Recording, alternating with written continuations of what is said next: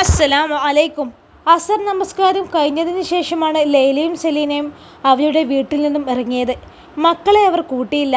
മക്കൾ കൂടെയുണ്ടെങ്കിൽ ചിലപ്പോൾ ഉമ്മ അവരോട് ചോദിക്കാൻ സാധ്യതയുണ്ട്. മക്കൾക്കും താല്പര്യം അവരുടെ ഉമ്മാൻ്റെ വീട്ടിൽ നിൽക്കുന്നത് തന്നെയായിരുന്നു. സ്വന്തം വീട്ടിനേക്കാൾ സ്വാതന്ത്ര്യം അവിടെ കിട്ടുമെന്നതാണ് കാരണം.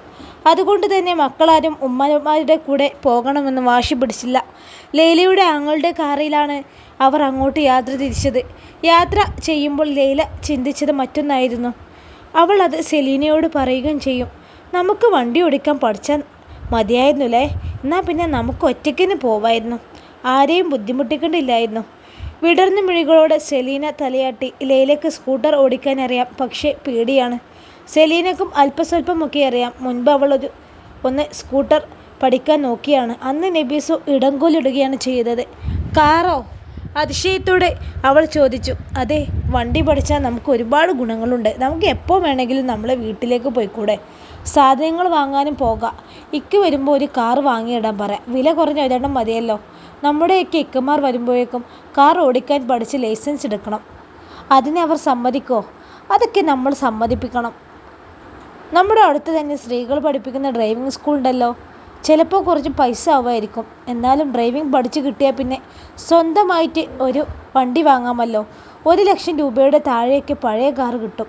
കുറച്ച് പൈസ കൂടിയാലും ഓട്ടോമാറ്റിക് വണ്ടി വാങ്ങിയാൽ മതി. അതാവുമ്പോൾ ഈസിയായി ഓടിക്കാം. ലൈലയുടെ ആങ്ങള പെട്ടെന്ന് പറഞ്ഞു. അതിന് ഒരുപാട് പൈസ ആവില്ലേ? അങ്ങനെയൊന്നും ആവില്ല. മാരുതിയുടെ ചെറിയ മോഡലുകൾക്ക് പൈസ കുറവാണ്. പുതിയതിന് 4-5 ലക്ഷം രൂപയുടെ മുകളിൽ വരും. പക്ഷേ കുറച്ച് പഴക്കമുള്ള വണ്ടിയൊക്കെ 1.5 ലക്ഷം രൂപയ്ക്ക് കിട്ടും. നിങ്ങൾ ആദ്യം പഠിക്ക്, എന്നിട്ട് ഞാൻ അന്വേഷിച്ചിട്ട് പറയാം. അതൊക്കെ ശരി തന്നെ, പക്ഷേ അതിനു മുമ്പ് വണ്ടി ഓടിക്കാൻ പഠിക്കണ്ടേ?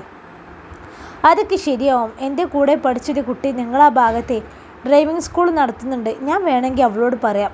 നിങ്ങൾക്ക് 2 പേർക്കും പറ്റിയ സമയത്ത് അവർ നിങ്ങളെ വീട്ടിൽ വന്ന് പിക്ക് ചെയ്തോളും. കുറച്ച് ദിവസങ്ങൾക്കുള്ളിൽ തന്നെ വണ്ടി ഓടിക്കാൻ പഠിച്ചാൽ ലൈസൻസ് എടുക്കാമല്ലോ. അവൻ പറഞ്ഞത് കേട്ട് 2 പേർക്കും സന്തോഷമായി. അവരുടെ മനസ്സിൽ പുതിയൊരു ജീവിതത്തിലേക്കുള്ള ചുവടുവയ്പ്പിനുള്ള ശ്രമങ്ങൾ തുടരുകയായിരുന്നു. ആദ്യം അവർക്ക് ഇങ്ങനെയുള്ള മോഹങ്ങളൊന്നുമില്ലായിരുന്നു. എവിടേക്ക് വേണമെങ്കിലും ഓട്ടോ വിളിച്ചു പോകാൻ അനുമതിയുണ്ട്. അതിനുള്ള പണവും കയ്യിലുണ്ട്. എന്നാൽ ഇപ്പോൾ അത് പോരാ എന്ന് തോന്നുന്നു. കുടുംബത്തിലെ പല സ്ത്രീകളും കാറോടിച്ചു പോകുന്നത് കാണുമ്പോൾ അവർക്കും താല്പര്യം തോന്നിയിട്ടുണ്ട്. ഭർത്താക്കന്മാർക്ക് കുഴപ്പമൊന്നും ഉണ്ടാവില്ല എന്ന് അവർക്ക് തോന്നി. കുഴപ്പം ഉമ്മാക്കും ആബിദക്കുമായിരിക്കും. അതിപ്പോൾ മെയിൻറ്റെയിൻ ചെയ്യേണ്ട ആവശ്യമില്ലല്ലോ. ഞാൻ ഇക്കാക്കൊന്ന് വിളിച്ചു നോക്കട്ടെ. ലൈല വാട്സപ്പ് തുറന്ന് ഇക്കാക്ക് വിളിച്ചു. ആദ്യത്തെ റിങ്ങിൽ തന്നെ റസാഖ് കോൾ അറ്റൻഡ് ചെയ്തു. അസ്സലാമു അലൈക്കും. വലൈക്കും അസ്സലാം. എന്താണ് പതിവില്ലാത്ത നേരത്ത് വിളി? അങ്ങനെ പ്രത്യേകിച്ചൊന്നുമില്ലക്ക. നിങ്ങളെ സൗണ്ട് കേൾക്കണമെന്ന് തോന്നി, അതാ വിളിച്ചത്. നിങ്ങൾക്ക് ബുദ്ധിമുട്ടായോ? എന്ത് ബുദ്ധിമുട്ട്? നീ വിളിക്കുന്നതിൽ എനിക്ക് സന്തോഷമല്ലേ ഉള്ളൂ. നിറഞ്ഞ സന്തോഷത്തോടെ അയാൾ ചിരിച്ചു. ഞങ്ങളെപ്പോലെയുള്ള പ്രവാസികൾക്ക് നാട്ടിൽ നിന്നും സ്നേഹത്തോടെയുള്ള ഈ വിളി മാത്രമല്ലേ ഒരു ആശ്വാസമായിട്ടുള്ളത്. ഞാനും നിനക്ക് വിളിക്കാൻ വേണ്ടി കരുതിയതാ. എന്തേക്ക? അങ്ങനെ പ്രത്യേകിച്ചൊന്നുമില്ല. കുറേ കാലമായാലേ ഞാൻ ഒറ്റയ്ക്ക് ഗൾഫിൽ കഴിയുന്നു. ഇന്ന് കടയിൽ നിൽക്കുമ്പോൾ ഇക്കാക്കൊരാഗ്രഹം. എന്തേ? നടക്കുമോ എന്ന് ഉറപ്പില്ല, എന്നാലും ഒരു ആഗ്രഹം. സസ്പെൻസ് ഇടാതെ നിങ്ങൾ കാര്യം പറയിക്ക. അല്ല, നിങ്ങളൊക്കെ ഒന്ന് വിസിറ്റ് എടുത്ത് ഇങ്ങോട്ട് കൊണ്ടുവന്നാലോ എന്നൊരു ആലോചനയുണ്ട്. ഇപ്പോഴാണെങ്കിൽ കൂടുതൽ പൈസ ഒന്നും വേണ്ട. ഫ്ലാറ്റ് ഏതായാലും നമുക്കുണ്ട്. നമുക്ക് 2 കുടുംബത്തിനും കൂടി ഒരുമിച്ച് കഴിയാനുള്ള റൂമൊക്കെ ഇവിടെയുണ്ട്. പിന്നെ കടയുള്ളത് കൊണ്ട് കൂടുതൽ ചിലവൊന്നും വേണ്ടി വരില്ല. ഇനിയിപ്പോൾ കുറച്ച് പണം ചിലവായാലും ഉംറയൊക്കെ ചെയ്യാലോ. ഇവിടെ കടയിലെ സ്റ്റാഫ് അവൻ്റെ ഭാര്യയെ കൊണ്ടുവന്നിട്ടുണ്ട്. ഇത്രയും കാലം ഗൾഫിൽ നിന്നതും ഞങ്ങൾ അതിനെക്കുറിച്ചൊന്നും ആലോചിച്ചിട്ടേ ഇല്ല. ഏതായാലും ഞാനും മിക്കയും ഈ കാര്യം തീരുമാനിച്ചിട്ടുണ്ട്. ഇൻഷാ അല്ലാഹ് ഈ വർഷം തന്നെ നിങ്ങളെ ഇങ്ങോട്ട് കൊണ്ടുവരണം. അൽഹംദുലില്ലാഹ്. സന്തോഷത്തോടെ ലൈല പറഞ്ഞു. ഇത് വളരെ സന്തോഷകരമായൊരു കാര്യം തന്നെയാണ്. എല്ലാവരും ഗൾഫിൽ പോകുമ്പോൾ ഞങ്ങൾക്കും മക്കൾക്കും ഒക്കെ വലിയ ആഗ്രഹമാണ്. നിങ്ങളെ ബുദ്ധിമുട്ടിക്കണ്ട എന്ന് കരുതി അങ്ങനെ പറയാത്തതാണ്. നമുക്കൊക്കെ ഒരു ജീവിതമല്ലേ ഉള്ളൂ ഇക്ക. നമുക്കാണെങ്കിൽ വീടായി, അത്യാവശ്യം പൈസയായി. ഇനി വേണമെങ്കിൽ നമുക്ക് പോയി വരികയൊക്കെ ചെയ്യാം. പിന്നെ നമ്മളെല്ലാവരും പോയാൽ ഉപ്പയുടെ കാര്യം ആര് നോക്കും എന്നതാണ് പ്രശ്നം. സാബി ഉണ്ടായിരുന്നപ്പോൾ അങ്ങനെയുള്ളത് ചിന്തിക്കേണ്ട കാര്യമില്ലായിരുന്നു. ഇന്നലെ തന്നെ ഞങ്ങൾ വീട്ടിലേക്ക് പോയത് ഉമ്മാക്ക് തീരെ ഇഷ്ടമായിട്ടില്ല. അതൊന്നും നോക്കണ്ട, അതിനൊക്കെ നമുക്ക് എന്തെങ്കിലും ഒരു വഴി ഉണ്ടാക്കാം. തൽക്കാലം ഒരു മാസത്തേക്ക് ഒരു ഹോംലെസിനെ വീട്ടിൽ വെക്കാം. പിന്നെ ഉമ്മയും ആബിദയും ഉണ്ടാവുമല്ലോ. നമുക്ക് നോക്കാം ഇക്ക. ഞങ്ങളെ ഇപ്പോൾ സാബിയുടെ അടുത്തേക്ക് പോവാണ്. നാളെ ഞങ്ങൾ വീട്ടിലേക്ക് തിരിച്ചു പോവും. ഉമ്മ ചിലപ്പോൾ വിളിച്ച് എന്തെങ്കിലുമൊക്കെ പറയൂട്ടോ. അതിന് മറുപടി കൊടുക്കാനൊന്നും നിൽക്കണ്ട. എല്ലാം കേട്ട് അങ്ങനെ നിന്നാൽ മതി. അല്ല, സാബിയുടെ കാര്യം എന്തായി? അവൾ ഓക്കെ ആണല്ലോ അല്ലേ? അതേ ഇക്ക, അവൾക്കിപ്പോൾ ഒരു കുഴപ്പമില്ല. അവളുടെ കാര്യം ഓർത്താണ് എനിക്ക് സങ്കടം. ജമാലിനെ കുറിച്ച് ഇവിടെ ആളുകൾ പലതും പറയുന്നുണ്ട്. അവൻ കൂടെയുള്ള പാർട്ണർമാരെ പറ്റിച്ചു എന്നൊക്കെ പറയുന്നത് കേട്ടു. നമ്മുടെ കടയിൽ നിൽക്കുമ്പോൾ തന്നെ ഞങ്ങൾ ആരും അറിയാതെ അവന് വേറെയും കടകളുണ്ടായിരുന്നു. അതൊക്കെ അവൻ്റെ ഇഷ്ടം. എന്നാലും ഞങ്ങളോട് പറയേണ്ട ഒരു കടമ ഉണ്ടായിരുന്നല്ലോ. ആളുകൾ വന്ന് പറയുന്നത് കേൾക്കുമ്പോൾ തൊലി ഉരിഞ്ഞു പോവാണ്. അവൻ കിട്ടിയ പെണ്ണിനെ ഒഴിവാക്കി ജാസ്മിനെ കല്യാണം കഴിച്ചതൊക്കെ ഇവിടെ പാട്ടാണ്. ആരാണ് ഇതൊക്കെ പറയുന്നത് എന്നറിയില്ല. അവനെക്കുറിച്ച് ദിവസവും ഓരോ വാർത്ത കേൾക്കാതെ ഒരൊറ്റ ദിവസം പോലും ഇപ്പോൾ ഇല്ല. ഞങ്ങൾക്ക് മടിയാണ്. ഏതായാലും അവൻ ഇങ്ങോട്ട് തന്നെ വരുമല്ലോ. കുറച്ച് പറയാനുണ്ട്. ഇക്ക ഇനി ചോദിക്കാനും പറയാനൊന്നും പോകണ്ടട്ടോ. അവൻ എന്തെങ്കിലും പറയുകയാണെങ്കിൽ പറയട്ടെ. അവൻ അവൻ്റെ ഇഷ്ടത്തിന് ജീവിക്കട്ടെ. നിങ്ങൾ രണ്ടുപേരും അവൻ്റെ ഒരു കാര്യത്തിലും ഇടപെടണ്ട. അങ്ങനെ വിടാൻ പറ്റുമോ ലൈല? ഞങ്ങൾ രണ്ടുപേരും അവൻ്റെ ഇക്കമാരല്ലേ? ബക്കാല നടത്തുന്ന സലീമിൻ്റെയും റസാഖിൻ്റെയും മനയൻ എന്നാണ് എല്ലാവരും പറയുന്നത്. അല്ലാതെ ജമാൽ എന്ന് പറയുകയാണെങ്കിൽ ഒരു കുഴപ്പമില്ലായിരുന്നു. അവൻ്റെ പാർട്ണർമാരെ ഇന്ന് കടയിൽ വന്നിരുന്നു. അവർ പറയുന്നത് കേട്ടപ്പോൾ ഞങ്ങൾ തൊലി ഉരിഞ്ഞു പോയി ലൈല. ഞങ്ങളും അവരുമായി പല ബിസിനസ്സുകളും ഉള്ളതാണ്. ഇതുവരെ ഒരു കുഴപ്പവും ഉണ്ടായിട്ടില്ല. അവരാണെങ്കിൽ ഞങ്ങളോട് ചോദിച്ചതുമില്ല. ജമാൽ ഞങ്ങളുടെ അനിയനാണെന്ന് അവർക്ക് മുമ്പ് തന്നെ അറിയാമായിരുന്നു. അപ്പോൾ ഞങ്ങളും കൂടി അറിഞ്ഞുകൊണ്ടാണ് അവൻ്റെ കച്ചവടം എന്നാണ് ഓരൊക്കെ മനസ്സിലാക്കിയത്. ഓരോരുത്തർ വന്ന് ചോദിക്കുമ്പോൾ ഞങ്ങൾ മുകളിലേക്ക് നോക്കുക. അതെയോ? ലൈല പതിയെ എന്ന് ചോദിച്ചു. ജമാൽ പോകുമ്പോൾ ചെയ്ത പണി കേൾക്കണം. 50 ലക്ഷം റിയാലിൻ്റെ സാധനങ്ങളുണ്ട് ഇപ്പോൾ അവൻ്റെ കടയിൽ. ചെറിയ പൈസക്ക് തുടങ്ങിയതാണ്. അവനെ കൂടാതെ 4 പേർ കൂടിയുണ്ട്. അവർക്കൊക്കെ വേറെയും ബിസിനസ്സുകൾ ഉള്ളതുകൊണ്ട് ആ കടയിൽ ശ്രദ്ധിക്കാറില്ല എന്നത് സത്യം. എന്നാൽ പണം മുടക്കിയ ആളുകൾ എന്ന നിലയിൽ ഇപ്പോഴത്തെ കടയുടെ മൂല്യം അവർക്ക് കൂടി അവകാശപ്പെട്ടതല്ലേ? എന്നാൽ ജമാൽ അത് കൊടുക്കാൻ തയ്യാറാവുന്നില്ല. അവൻ നാട്ടിൽ വന്ന് അവനെ കണ്ടിരുന്നു. പൈസ കൊടുക്കാമെന്ന് അവൻ പറഞ്ഞു എന്നല്ലാതെ അവൻ അത് ആർക്കും കൊടുക്കില്ല എന്ന് അവർക്കും അറിയാം. അങ്ങനെ അവർ ഇങ്ങോട്ട് തന്നെ വന്നു. അവൻ്റെ അറബിയോട് സംസാരിച്ചപ്പോൾ അയാൾക്ക് എങ്ങനെയായാലും കുഴപ്പമില്ല എന്നാണ്. അയാൾക്ക് കിട്ടുന്നത് മുടങ്ങാതെ കിട്ടിയാൽ മതിയെന്ന് പറഞ്ഞു. അങ്ങനെ അവർ കട ഏറ്റെടുക്കാൻ ഒരു ശ്രമം നടത്തി. അപ്പോഴാണ് ജമാലിൻ്റെ ബുദ്ധി അവർക്ക് മനസ്സിലായത്. എന്താ ഇക്ക, എന്താ പ്രശ്നം? അവനെന്താ ചെയ്തത്? ആകാംക്ഷയോടെ അവൾ ചോദിച്ചു. പിന്നെ ഭീമമായൊരു സംഖ്യ സാധനം ഇറക്കുന്നവർക്ക് ജമാൽ കൊടുക്കാണ്ട്. അതിൽ കൂടുതൽ പൈസ അവൻ കണ്ടറിഞ്ഞ് അവൻ്റെ അക്കൗണ്ടിലേക്ക് മാറ്റിയിട്ടുണ്ട്. ഇനി അവൻ വരാതെ അവർക്കാർക്കും പൈസ കിട്ടൂല. ഇനി അവൻ്റെ പാർട്ണർമാർ കട ഏറ്റെടുക്കുകയാണെങ്കിൽ എല്ലാ ബാധ്യതയും അവരെന്നെ തീർക്കേണ്ടി വരും. അത് അവർക്ക് വലിയ നഷ്ടമല്ലേ? അതുകൊണ്ട് കട അവർ ഏറ്റെടുക്കുന്നില്ല. പക്ഷേ അവർ ഇവിടെ ഞങ്ങളോട് കുറേ സംസാരിച്ചു. ഞങ്ങളെന്ത് ചെയ്യാനാണ്? ഞാനും ഇക്കയും ഇന്നേ വരെ 1 രൂപ പോലും ആരെയും പറ്റിച്ചിട്ടില്ല. എത്ര വർഷമായി ഞങ്ങളിവിടെ കട നടത്തുന്നത്? ഒരാൾക്ക് പോലും ഞങ്ങളെക്കുറിച്ച് ഒരു പരാതിയില്ല. ഞങ്ങൾ അനിയൻ എന്ന നിലയിലാണ് ജമാലിന് പലരും കട കൊടുക്കുന്നത്. എന്ത് ചെയ്യാം? അവൻ്റെ ഈ സ്വഭാവം തൊലി ഇരിഞ്ഞു പോയി. ജാസ്മിൻ്റെ കാര്യമാണെങ്കിൽ വേറെ. അതിനെക്കുറിച്ചൊന്നും പറയാതിരിക്കുകയാണ് വേണ്ടത്.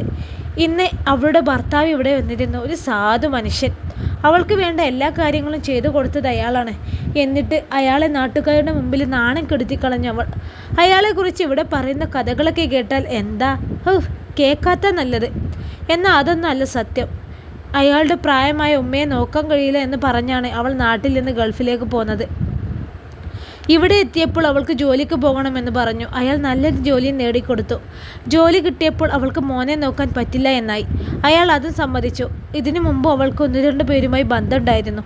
എന്നാൽ അവളുടെ സ്വഭാവം മാറിയപ്പോൾ അവരൊക്കെ പതിയെ പിന്മാറി.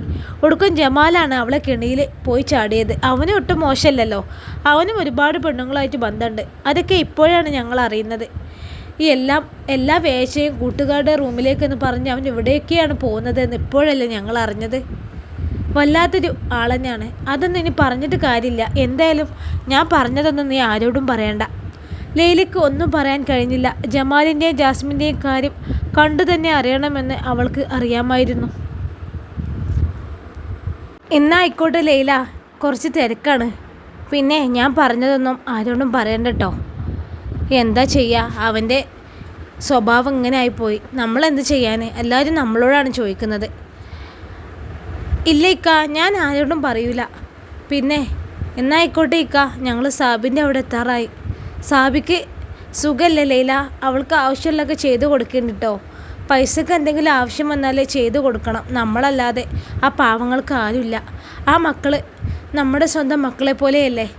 അതെ ഇക്ക, ഇല്ല അവർക്കൊരു ബുദ്ധിമുട്ടും ഉണ്ടാവില്ല. ഞങ്ങൾ നല്ലൊരു സ്ഥലത്താക്കിയത്.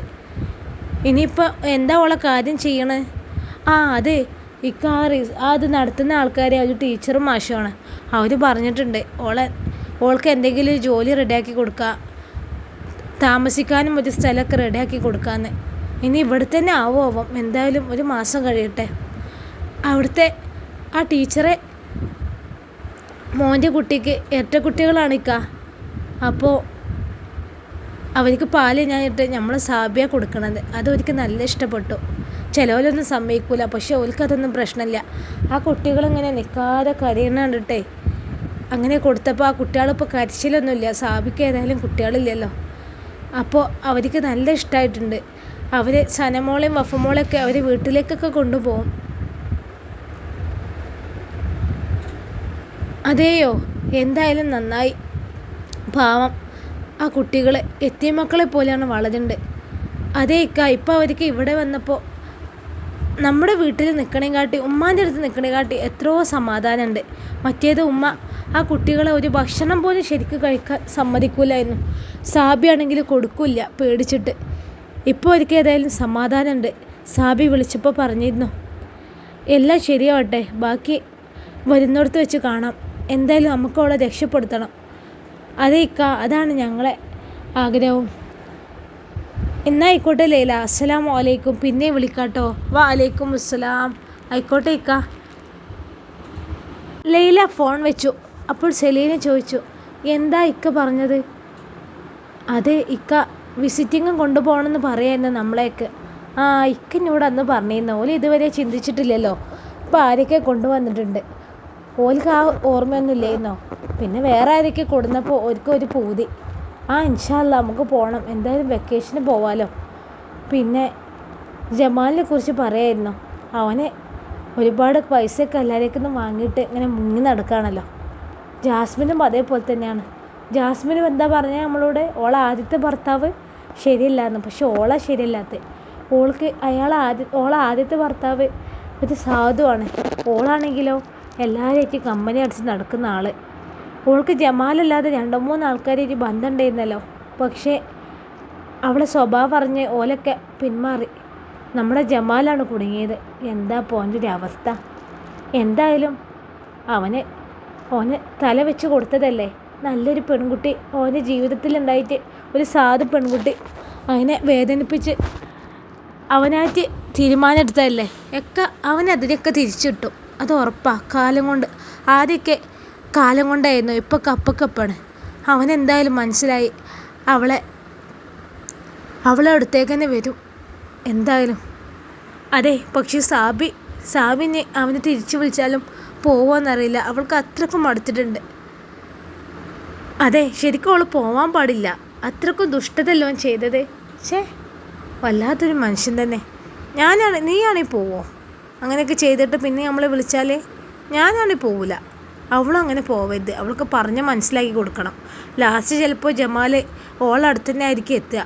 ആ ജാസ്മിനല്ല ആള് ഓനെ തട്ടി കളിക്കും. എന്തായാലും വരുന്നിടത്ത് വെച്ച് നമുക്ക് കാണാം. അവരുടെ കാർ സാബി താമസിക്കുന്ന ഹോം കെയറിന് മുന്നിലെത്തി. ഇത്താ, നിങ്ങൾ ഇറങ്ങി, എനിക്ക് ഒരു സ്ഥലം വരെ പോവാണ്ട്. ഞാൻ ഇവിടെ നിൽക്കണ്ടല്ലോ. വേണ്ടടാ, ഈ പോയിക്കോ. ഞങ്ങളെന്തായാലും കുറച്ച് കഴിയും. ഞങ്ങളൊരു ഓട്ടോ വിളിച്ച് വരാം. ഓട്ടോ കിട്ടിയില്ലെങ്കിൽ എന്നെ വിളിക്കിട്ടോ. എനിക്ക് അത്യാവശ്യമായിട്ട് ഒരു കൂട്ടുകാരനെ പോയി കാണാനുണ്ടെക്ക. ആയിക്കോട്ടെടാ, ഈ പോയിക്കോ. ലൈലയും സെലീനയും കാറിൽ നിന്ന് ഇറങ്ങുന്നത് കണ്ട് വഫമോളും സനമോളും ഓടിയെത്തി. മൂത്തുമ്മ എവിടെ? ഇക്കാക്കമാരെ കൊടുന്നിട്ടില്ലേ? ഇല്ല മക്കളെ, കൊടുന്നിട്ടില്ല. എൻ്റെ മക്കളിപ്പോൾ നല്ല സുന്ദരി കുട്ടികളാണല്ലോ. ഭക്ഷണമൊക്കെ കഴിക്കാറില്ലേ? കഴിക്കാറുണ്ട് മൂത്തുമ്മി. ഞങ്ങൾ ആ ടീച്ചറെ വീട്ടിലേക്ക് പോയിരുന്നു. അവിടെ ഞങ്ങൾക്ക് അവർ ഭക്ഷണമൊക്കെ വാങ്ങിത്തന്നു. അവിടെ കുളമൊക്കെ കാണിച്ചു തന്നു. ഒരു മീനിൻ്റെ കുളമൊക്കെ ഉണ്ടായിരുന്നു. നല്ല രസമുണ്ടായിരുന്നു. ഞങ്ങൾ രാവിലെ പോയിട്ട് വൈകുന്നേരം വന്നത് ഇന്നലെ. നല്ല ഇഷ്ടപ്പെട്ടു ഞങ്ങൾക്ക്. ആണോ മക്കളെ? അതെ മുത്തമ്മ. എവിടെ ഉമ്മച്ചി? ഉമ്മച്ചി റൂമിലുണ്ട്. വരി. ഇൻഷാ അല്ലാ ഈ കഥയുടെ ബാക്കി ഭാഗവുമായി നാളെ കാണാം. അസ്സലാമു അലൈക്കും.